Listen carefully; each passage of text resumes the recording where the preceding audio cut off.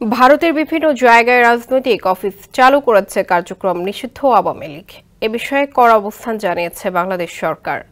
বুধবার এক বিবৃতিতে ভারতে থাকা আওয়ামী লীগের সব রাজনৈতিক অফিস বন্ধ করার আহ্বান জানিয়েছে পররাষ্ট্র মন্ত্রণালয়। বিবৃতিতে বলা হয়, মানবতা বিরোধী অপরাধে দণ্ডিত ও ফৌজদারি মামলার পলাতক আওয়ামী লীগের একাধিক নেতা এখনও ভারতে অবস্থান করছেন। তাদের মধ্যে কয়েকজন গত ২১ জুলাই দিল্লি প্রেস ক্লাবে একটি এনজিওর ব্যানারে সভা করার চেষ্টা করেন এবং উপস্থিত সাংবাদিকদের মধ্যে প্রচারপত্র বিতরণ করেন। বিষয়টি ভারতীয় গণমাধ্যমে প্রকাশিত হয়েছে। বাংলাদেশ সরকার জানিয়েছে, নিষিদ্ধ রাজনৈতিক দলের নেতাকর্মীদের এ ধরনের কার্যকলাপ বাংলাদেশের জনগণ ও রাষ্ট্রের প্রতি স্পষ্ট অবমাননা। এতে শুধু দুই দেশের পারস্পরিক বিশ্বাস ও শ্রদ্ধার সম্পর্কই ক্ষতিগ্রস্ত হচ্ছে না, বরং বাংলাদেশের চলমান রাজনৈতিক রূপান্তর প্রক্রিয়াতেও নেতিবাচক প্রভাব ফেলতে পারে।